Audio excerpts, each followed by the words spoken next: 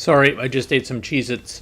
Hey, I'm Skip Elsummer. Welcome to the AV Geeks Lunchtime Streaming Show, where we are all kings and queens and princes and princesses, etc.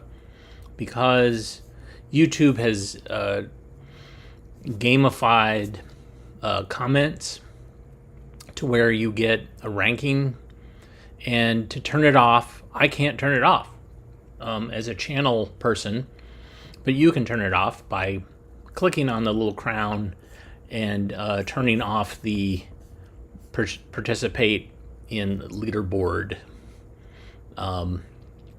Supposedly you accumulate points the more that you engage, but honestly, those points don't count for anything. Maybe I'm supposed to give you prizes if you give me a bunch of comments, but honestly, I value your comments, and I value when you don't comment. I don't want you to comment just so you can get some prize. That's annoying. So anyways, thank you, YouTube. Thank you for hosting us and, all that, but also thank you for ever so slightly diminishing our viewer experience over a period of time. Anyways, we're not here to complain about YouTube, which we do a lot. We're here to watch 16mm films. And this film is part of a series, and this is the first time I've ever seen this series, so I'm not 100% sure if we have others in this series, but this is Portrait of Jennie. Enjoy.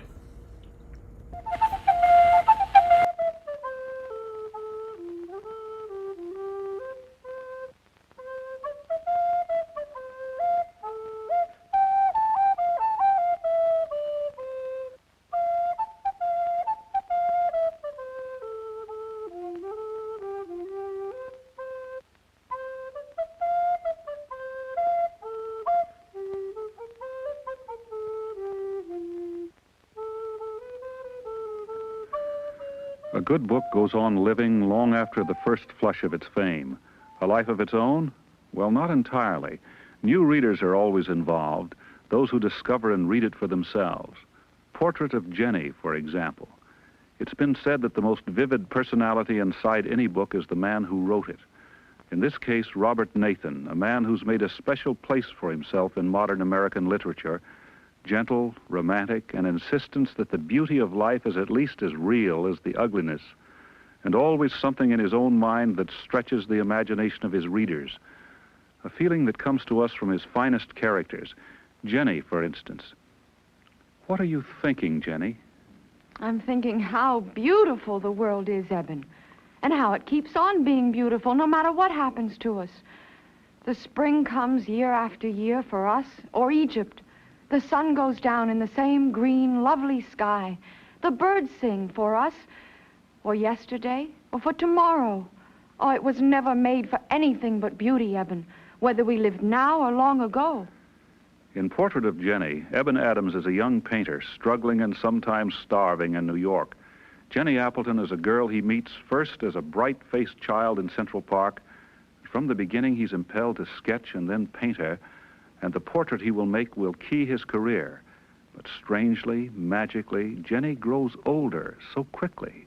A single week in his life can be 2 years in hers. Tomorrow. When is tomorrow, Jennie? Does it matter? It's always. This was tomorrow once. Promise me you'll never forget. Where I come from, nobody knows, and where I'm going, everything goes. The wind blows, the sea flows, and God knows. I think he knows, Eben. Robert Nathan puts it simply, this feeling, this reality of one time always existing, with all lives caught mysteriously inside it. He has Eben say, not so very long ago, men thought that the earth was flat, and that where earth and heaven met, the world ended. Yet when they finally set sail for that tremendous place, they sailed right through it and found themselves back again where they'd started from. It taught them only that the earth was round. It might have taught them more. Around and through and inside this mystery, the love story of Jennie and Eben is told.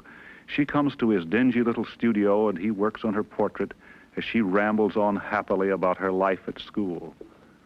The girls keep asking me about you, but I won't tell them anything. except that you're very handsome. Oh, Jenny, don't be silly. And that you're a great artist, and that you nearly starved to death. They thought it was very romantic. Good God. Well, they did. And they think it's very romantic my coming to see you like this, too. I didn't really say you were handsome. Well, that doesn't comfort me much. I like things like science and math, but I don't like history. It makes me feel too sad. I have a funny mind, I guess. Just turn your head a little to the left. Eben, do you think sometimes people can know what lies ahead? I mean, what's going to happen to them? Oh, nonsense. I don't know. I'm not so sure. You know how you feel sad about things sometimes, things that haven't happened? Perhaps they're things that are going to happen. Perhaps we know it and are just afraid to admit it to ourselves. Why couldn't you, Eben, if you could see ahead, feel sorry for what was coming? Only you wouldn't know it was coming. You'd call it worry or something. Jenny came back, but there seemed nothing Eben could do to dissolve the mystery of time in which they were caught.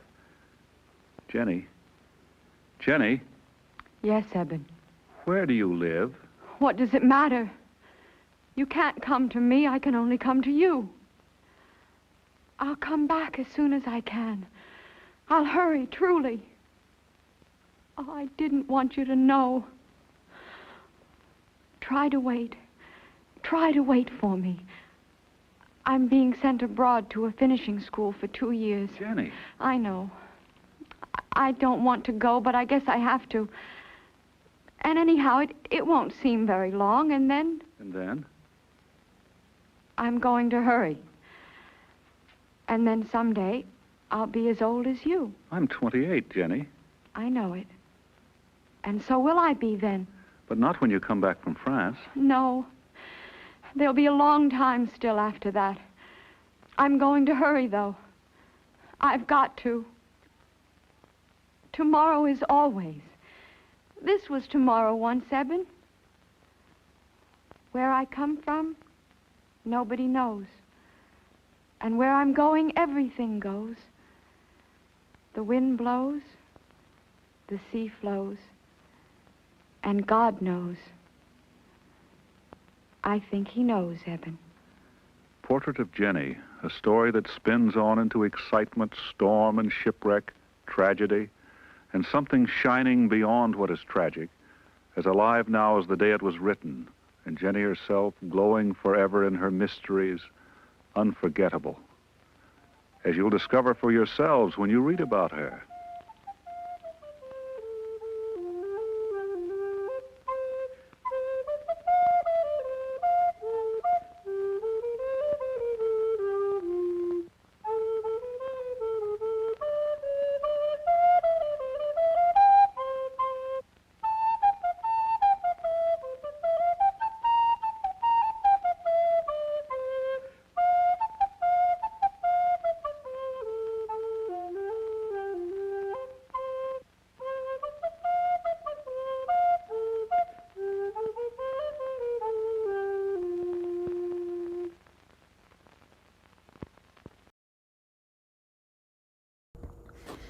Oh yeah, so I didn't mention that home movie that we watched earlier. So I did a show in Charlotte. I opened for the Found Footage Festival folks, and somebody came to that show and then reached out to me later and said, "Hey, I was at this estate sale and I found some films. Do you want them?" And so he sent them to me, and there's a bunch of these really great late 20s home movies. So I'll be showing some of those as we go along. This is Norman McLaren, who's an amazing Canadian animator, and this is National Film Board of Canada film. And hopefully, I can show this without getting into trouble. We'll see what happens. Let's watch. This is called Synchromy. Synchromy? Yeah. Enjoy.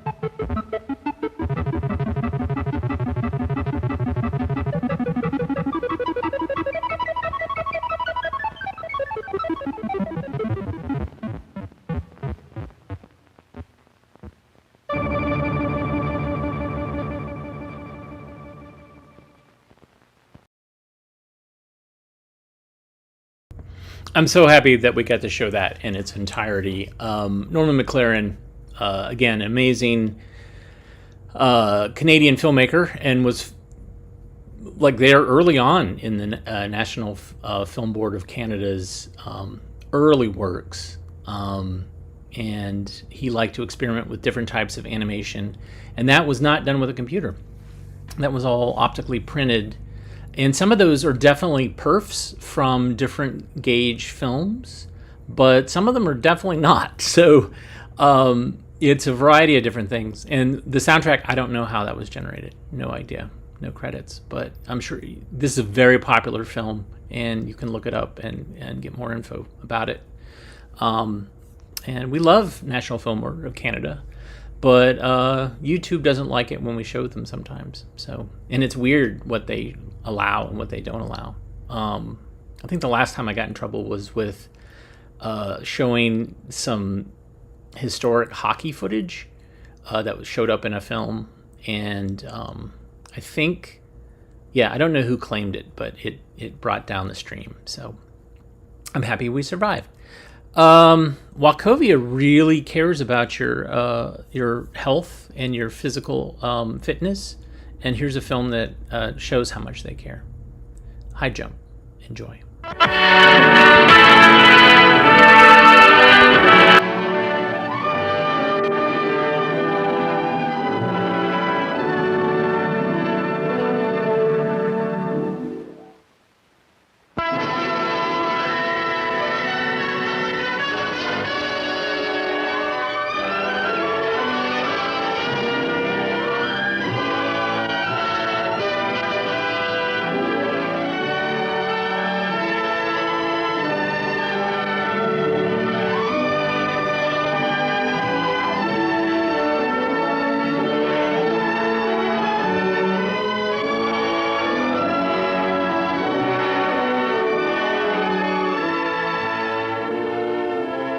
Various styles of jumping have been developed over the years. Of these, experience has shown that the straddle or belly roll is the most efficient. Most great jumpers use the straddle, including all of the 7-footers. Takeoff is from the inside foot or foot nearer to the crossbar. The straddle or belly roll, then, is the jump that will be considered in detail. The serious jumper must eventually master this style. We will examine the principles of the jump and the techniques used to carry out these principles. In this model, let the block represent the jumper, the X his center of gravity. The task is to get the block over the crossbar. To accomplish this, the block's center of gravity must rise. Hence, we lift the block until the X is higher than the crossbar. But this is still not enough to clear. The crossbar is dislodged. Now the process is repeated. Once again, the block is raised until its center of gravity is higher than the crossbar. This time, however, the block is turned on its side. In this position, the block can pass easily over the crossbar. Hence, we see that the high jump has two parts: lift of the center of gravity, efficiency of clearance. All high jump technique stems from these two simple parts. We can now clearly understand the basic task of the jumper. He must obtain the fullest possible lift and the most efficient clearance he can get. Of these two goals, that of lift is by far the more important. 95% of practice time will be spent in improving the ability to lift. Lift is the heart of the jump and the object of full concentration on every single effort. With every stride, the jumper's attention is focused on his legs. He is preparing for a powerful drive against the ground. Cadence is increased. Note the length of the takeoff stride. This position of power and balance permits the athlete to drive his center of gravity high in the air. Compare the full takeoff we have seen with this athlete's effort. The sharp contrast in takeoff position is striking. Here the athlete has lost concentration and is attempting to rush at the crossbar. Even fairly good jumpers sometimes destroy the effectiveness of the takeoff by anticipating the clearance. Note the premature roll. Poor takeoff position has cost him center of gravity height. This time the athlete seems more stride conscious. He is ready to pay attention to the spring. A much improved takeoff position has enabled him to get more power into his lift. Clearly then, an early layout interferes with the ability to lift. But there is still another injurious aspect of the lean. Returning to our model, let us tilt the block to simulate the early roll or layout. Because the center of gravity is now lower, the mass must travel farther to reach the crossbar. First the lift, then the clearance. The two parts are separate and must not be combined. Now we can see that the main goal is to keep separate the two parts of the jump. During his approach, the jumper concentrates on the power stroke from the ground. As soon as he is even 1/1000th of an inch clear of the ground, his center of gravity height is completely determined. Nothing he can do will alter this height. Only now is attention turned to the roll. Lift comes chiefly from two sources: spring and the conversion of forward motion. Of these two, spring is by far the more important, and the run should never be fast enough to interfere with spring. Note the lean back in this powerful takeoff position. The lean back is made possible by a relaxed upper body. Only after the athlete feels the lift does he turn his attention to the roll. The lead leg plays a vital part. The takeoff foot is just leaving the ground, but the lead leg is already higher than the bar. This is true of all fine jumpers. Compare the full swing of the lead leg we have seen with that of this athlete. Though the takeoff has been made, the lead foot is only part way to the crossbar. Failure to develop a full lead leg swing means loss of power. A simple demonstration shows clearly the enormous importance of a full swing of the lead leg. The athlete steps on a scale and notes his body weight. Now, notice the results of swinging the lead leg.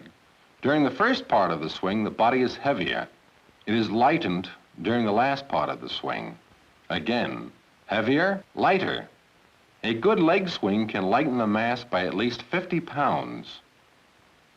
Clearly then, the serious jumper must develop a full swing of the lead leg. We have delayed our discussion of the roll because a good roll or clearance depends almost entirely on a good lift.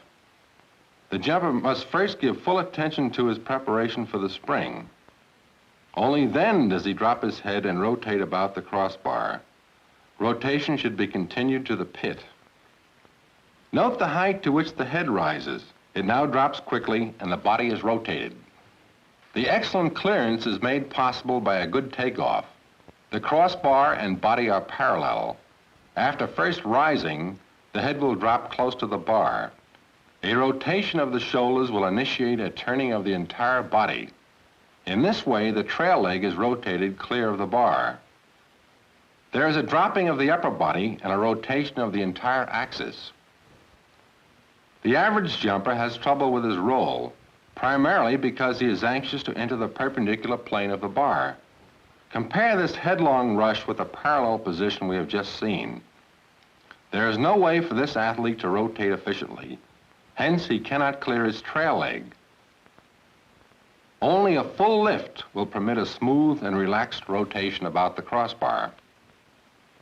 Almost any beginner will start with the old-fashioned scissors jump. In this style, takeoff is from the outside foot, and clearance is in a sitting position. The outside foot produces a good lift, but the clearance is obviously inefficient. Yet the early scissors jumping is not wasted. It affords excellent takeoff practice. The beginner will naturally observe his more experienced teammates. But since very few jumpers can demonstrate the straddle style perfectly, our candidate must not imitate blindly. He must understand what others are trying to do and become aware of their mistakes. The candidate is asked to jump from the inside foot. His instructions are simply to jump. Any style will do. This time he'll be asked to do essentially the same thing, but with one added instruction. He will be asked to lift just as before, but at the height of his lift, he is to look up at the sky. Lift, then look at the sky. This scene is one of great significance. In his first straddle try, our beginner is performing better than he will for a long time to come. The reason is simple but highly important. Under his instructions, he has kept the lift separate from the roll. Later on, as the crossbar is raised, he will tend to mix these two. There will be a harmful tendency to blend together the lift and the roll. When the bar is low, he is still able to lift and then turn his head. Again, a lift and an easy turn of the head. As the bar is raised, it will act as a magnet and interfere with the jumper's concentration on a full lift. With each new height, the roll tends to be made earlier. The bar makes the jumper anxious and he tries to rush by it. This anxiety prevents the needed lift. There will be a critical height for the beginner at which he'll be too distracted to carry out the essential parts of the jump. Compare this jump with the earlier ones. At lower heights, the athlete was comfortable. He was able to lift, then roll. At this greater height, he is anxious to cross the bar. Working with a check mark often brings a beginner's attention to his legs and takeoff. Initially, 4 strides are about right. Striking the mark with his left foot, he tests without making an actual jump. As time goes by, the number of strides in the approach will be increased. Every day's practice must begin with a warm-up. It is an essential portion of the workout and should never be omitted. And of course, running will always be part of the warm-up, as will the various limbering up exercises. The experienced athlete never regards his warm-up as an unimportant preliminary. He knows that the warm-up does more than prepare him for jumping. It is also a necessary part of his conditioning program. After a full warm-up has been completed, attention is turned to the jumping pit. A series of jump-ups helps to establish the feel of the approach and lift. But even more important, they are excellent drills for developing the lead leg action. The actual jump itself is the heart of the workout. Almost all great jumpers like to jump, and it would be hard to keep them away from the pit. The well-conditioned athlete is capable of hard work, but for a Saturday's competition, Wednesday should be the last day of jumping. The wise jumper is eager to get the help of his coach. He knows that the coach is in a position to observe where he cannot.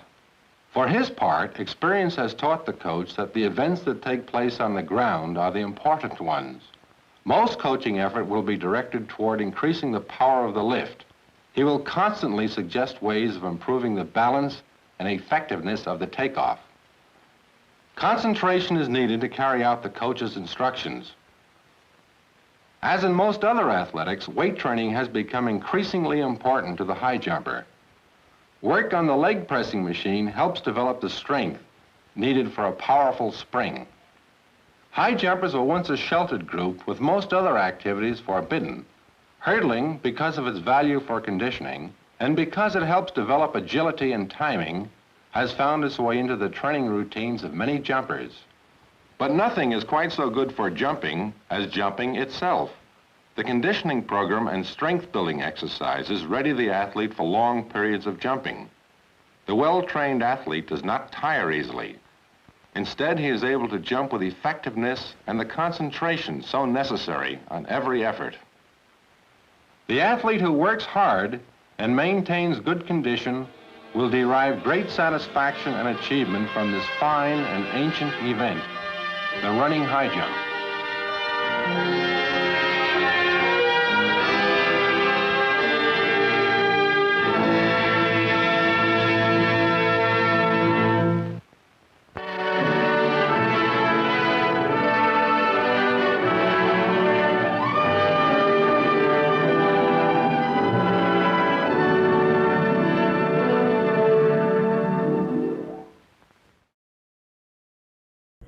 Thank you, Wachovia. Rest in peace. You are now part of the Wells Fargo bank. And that was tacked on. Like, that was kind of similar to some of these other films that we show that have sponsors, and they tack on the intro and outro for the sponsors. And sometimes people think, like, oh, Wachovia made a film about high jumps. And sometimes I have to tell my interns, I'm like, well, kind of think about it, like watch a little bit further, and you'll see that it's Ryan Films, made by the coach at Yale. And we've shown other films in that collection, and they keep showing up. So we talked about Canada a lot, but here's a March of Time short about Canada that was made, I don't know if this was made before World War II or while it was going on, but it's early 40s. So here's Canada. Enjoy.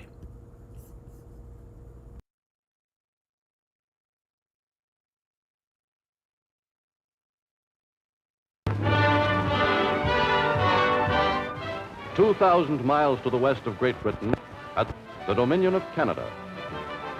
Biggest nation in the Western Hemisphere, Canada stretches over 3.5 million square miles of farmland and forest, of ore-laden plains and barren wastes, which cover the North American continent. Though Canada has more in common with the United States than any other nation in the world, relatively few Americans have any real knowledge of the 11.5 million people who, just across their boundary to the north, maintain a civilization which closely resembles their own.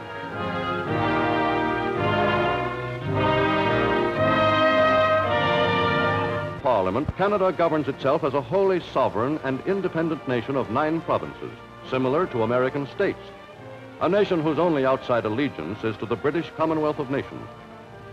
Canada's many political and economic problems are largely defined by its geography, for all Canada falls naturally into 4 general sections, each with its own particular needs and interests, each closer by natural economic ties to corresponding areas of the U.S. than to other sections of Canada. Western Canada stretches from the Pacific coast to the barren midlands which separate east from west. Canada's Pacific seaboard has thrived on its riches of lumber, minerals, and fisheries. Its trade with the Orient has helped to build its great cities, Vancouver and Victoria, which stand as symbols of Canadian enterprise and determination. By far the greater part of Western Canada is made up of the provinces of Alberta, Saskatchewan, and Manitoba, strongholds of political liberalism and free trade sentiment. This vast cattle and wheat growing area has, within 40 years, run the whole gamut of frontier days: boom, distress, and recovery. Out of this immense region was part of the food upon which the mother country, Britain, subsists. Though war brought prosperity to many farmers of this region, its wheat growers, whose acres yielded almost fabulous riches in the First World War, found only continued depression in the Second World War. For still piled up in Canadian government granaries were the immense surpluses of years of overproduction. More wheat than there were ships to carry it. More wheat than the wartime world could put to use. 800 miles to the east, concentrated in the St. Lawrence Valley and in the triangle that juts southward into the Great Lakes, is industrial Canada, the economic heart of the nation. Into this area has flowed most of the billions of dollars which U.S. investors have poured into Canada. In this rich and densely populated section, comprising southern Ontario and part of Quebec, is centered much of the cultural life of the nation and the management of its widespread industry and commerce.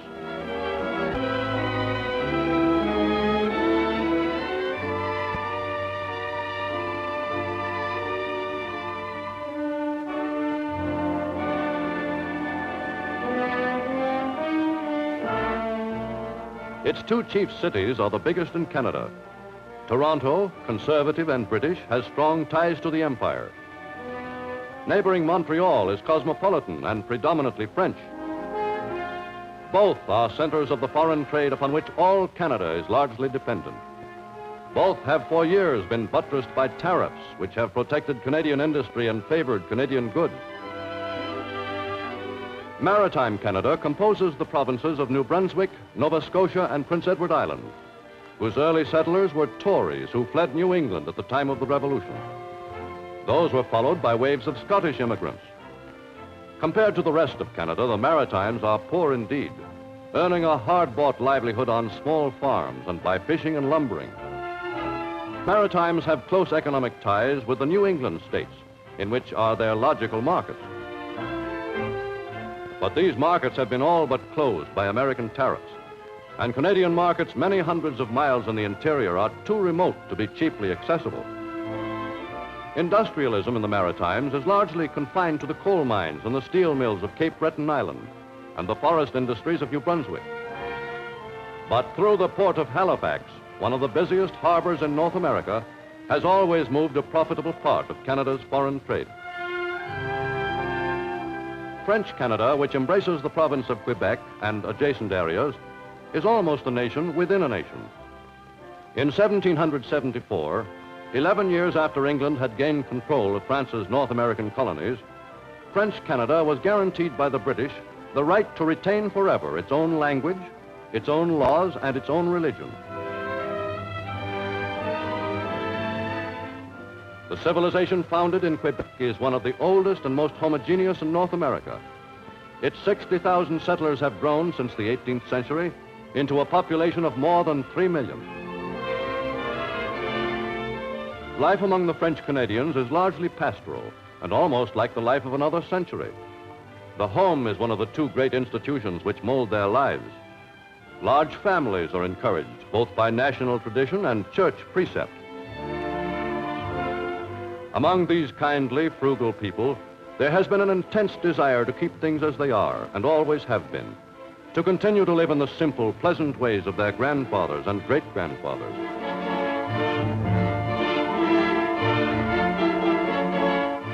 Passionately nationalistic, their traditional attachment is neither to the France of their origin, nor to the British Empire of which they are a part, but to their own land, the fields and farms of French Canada.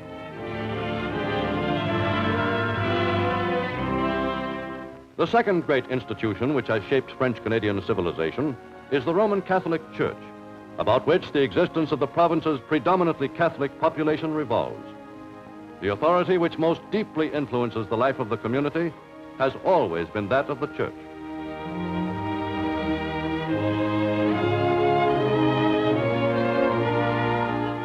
But to this land of settled and timeless ways, as to all the rest of Canada, modern times have brought swift industrialization, and with it, inevitable change.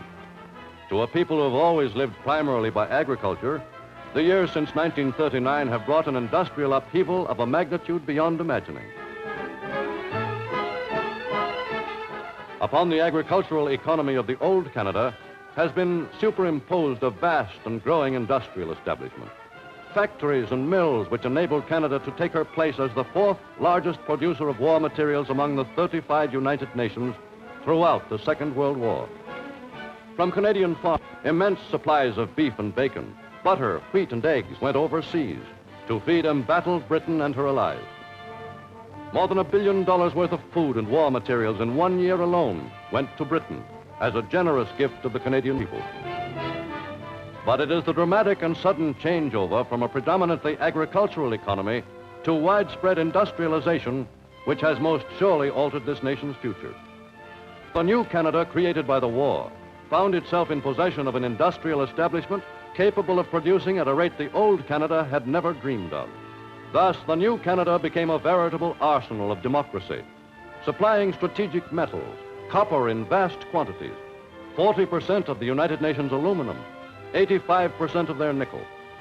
Its steel output more than doubled, and where before the war it had not one plant capable of turning out munitions on any sizable scale, it now had scores, which provided everything from airplanes to machine gun bullets. Out of a few small pre-war boatyards grew a huge Canadian shipbuilding industry, which in a single year turned out as many cargo vessels as England itself. Long the leader of all its years of costly total war, Canada accepted from the United States neither lend-lease aid nor loans. Instead, Canada set up its own lend-lease plan to aid its allies, paying its own way by a program of internal borrowing and heavy taxation as drastic and burdensome as Britain's.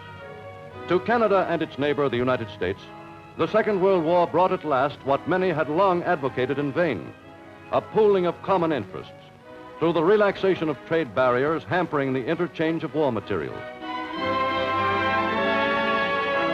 And in addition to these benefits, in 1940, the Ogdensburg Agreement set up permanent military partnership between these two North American neighbors. One practical outcome of this partnership has been the great U.S. military highway stretching across western Canada to Alaska. Never before has any nation permitted a foreign government to make such use of its territory.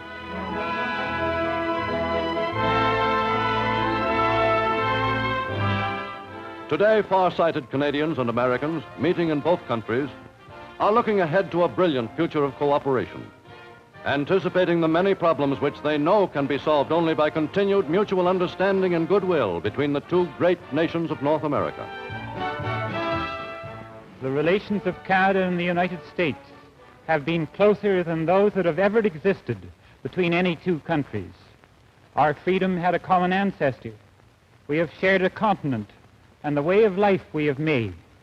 We have founded our relations on generous words, generous deeds, and generous thoughts.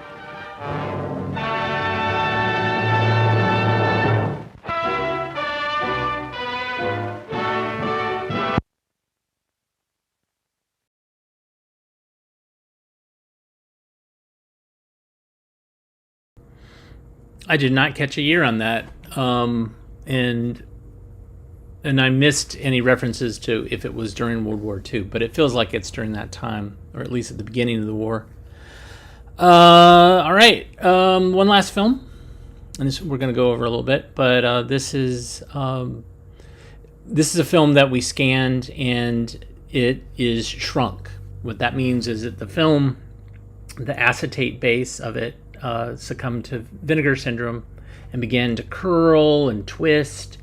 And so we scanned this, so it's jumpy at the beginning, but it gets better at the end. And this is one of these. So I've shown a bunch of family film things with dramas with families, and you know, somehow there's some sort of young person who's having some sort of doubt about whatever in faith and whatever, and so everything falls back to the Bible and everybody's happy at the end. But those are all Protestant. This one is made for Jewish teenagers, and it features I think that the teacher in here is actually in a VD film that I have. He plays a young doctor who's trying to figure out about how venereal disease is being treated as a public health nuisance. So here is Festival of Faith. And like I said, it gets jumpy at first, and then it kind of stabilizes. So enjoy.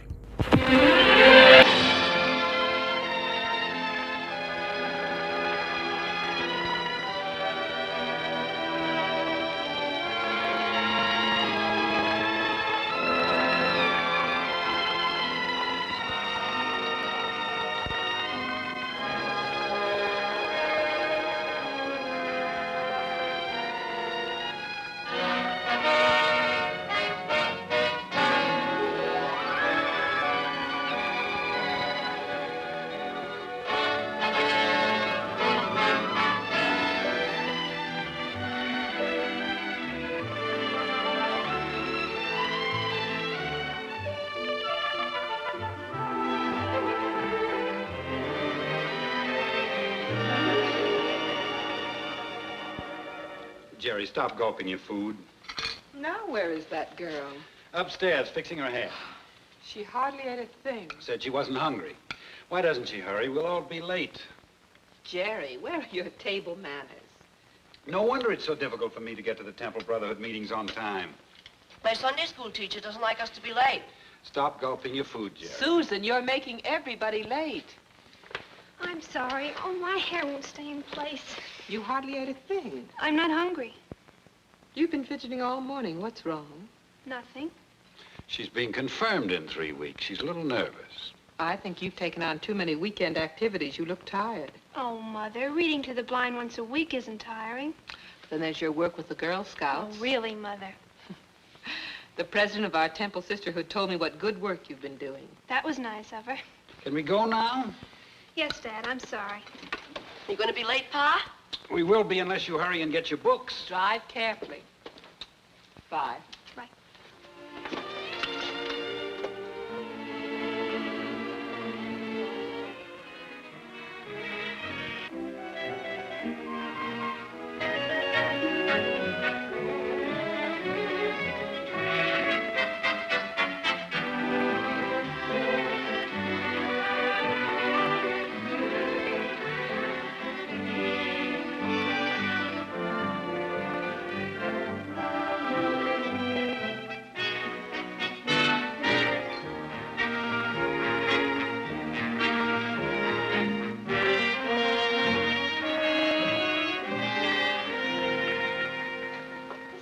Driving me crazy.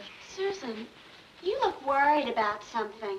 Does it show that much? What's wrong? Boyfriend trouble? No. Well then, what's the matter? My folks asked me this morning at breakfast what was wrong, but I didn't feel like telling them. Judy, are you disturbed by things in class here? What kind of things? Well, what we're learning. I don't know what you mean. Take the 10 Commandments, for example. Do you believe they were given to Moses on Mount Sinai? Susan, what are you trying to say? I don't believe it. That's what I'm trying to say. Nor the way we're told the world began. In fact, I'm skeptical about a lot of things we're told in religious school. And confirmation only 3 weeks away. What brought this on? Don't you ever question anything? I mean, well, just because someone says something to you, does that mean it's so? Susan, what are you turning into? An atheist? Who's an atheist? Good morning, Rabbi. Good morning, girls. It's time for class to begin. We'll talk about it in there. Will someone tell me what Shavuos means? Bill? Festival of Weeks. And why does it have this name, Judy? Because it's 7 weeks after Passover. Yes. That's why it's also called Pentecost, which means 50 days after Passover. What else is Shavuos called? Festival of the first fruit of the spring. That's right. But there's something more important. Judy? Shavuos is the festival of faith, the anniversary of the day on which the Ten Commandments were given. Yes, a festival of faith. And remember what I told you, in Judaism, faith is not blind obedience. It's based on understanding. Susan, have you some questions? Yes, I have. May I talk plainly? Certainly. You know, we always speak our mind in confirmation class. It's how we seek the answers to questions in the temple, by asking and studying. I just can't believe the Ten Commandments are given the way the Bible says. Oh? Well, for the moment, let's say you can't. Does that make the Ten Commandments less important? They're the foundation of our civilized society. Susan, why do we celebrate Shavuos at confirmation time? I remember what you said. We confirm what the Israelites affirmed at Sinai. Yes, that was the beginning of their spiritual maturity. That's why Shavuos also means growth. But, Rabbi, what I'm talking about is the conflict between science and religion. Is it really a conflict? When science says the world began one way, and religion says it began another way? Susan, the purpose of the creation story is not to tell you how the world was made, but to bring home the fact that the world is a unit, and that all men are part of one family. Rabbi, isn't it true that many of the leading scientists have themselves expressed their belief in God? Certainly. Science strengthens our faith in God. Science tells us that everything has a cause. Shall we say the only thing in the world without a cause is the world itself? Shall we say that there's no order or plan in nature and in life? I guess not.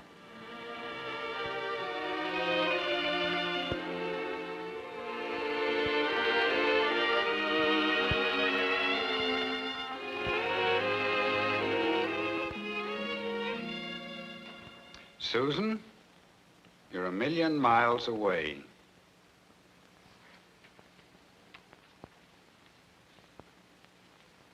Dad, will you answer a question frankly for me? Well, I'll try. Do you think I'm a religious person? Of course I do. Why do you ask? Sometimes I don't think I am. You don't? Why not? This morning I told the rabbi that I was skeptical about many things we learned in class. And what did the rabbi say? That doubt was understandable at my age. And that he encouraged it. A good answer. The rabbi said we search for answers through asking and studying. But can a religious person have doubts? Of course, my dear. Doubt is the beginning of understanding. When we start with doubt, we go on to investigate and finally discover what truth is. I'm beginning to understand. You ask if you're a religious person. How can you deny it when for so many Saturdays you've given up your own enjoyment to read to the blind and to help the Girl Scouts? Isn't that religion in action? But then why do we need organized religion? Because the good things that religion seeks to accomplish require group operation and cooperation. If we want a better world, we must work with others to bring it about. Isn't that right? I think so, Dad.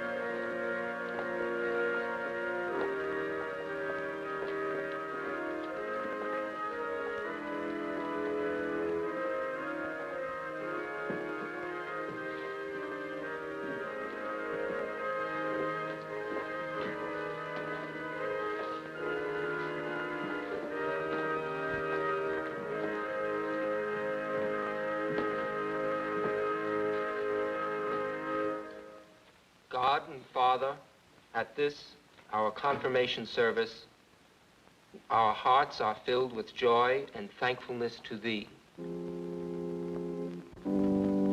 Grant that the good seed we sow may ripen into a harvest of righteousness and truth. Amen. We hereby confirm what our forefathers affirmed on Mount Sinai, that we will hearken and obey these commandments, the moral teachings of our faith and of all mankind.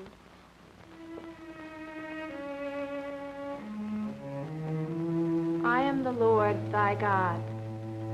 Thou shalt have no other God but me. Thou shalt not take the name of the Lord thy God in vain. Remember the Sabbath day to keep it holy. Honor thy father and thy mother. Thou shalt not murder. Thou shalt not commit adultery. Thou shalt not steal. Thou shalt not bear false witness against thy neighbor.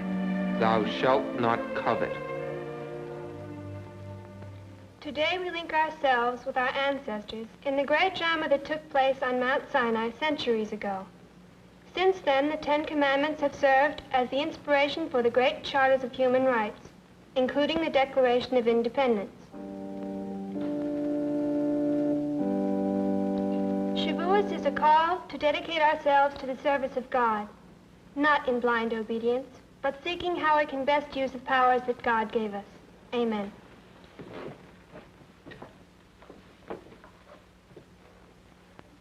The Bible tells us these commandments were written on tablets of stone. Now let us join with our forefathers and these confirmants in the resolve to write them upon the tablets of our hearts, to serve as a guide to righteous living for all mankind.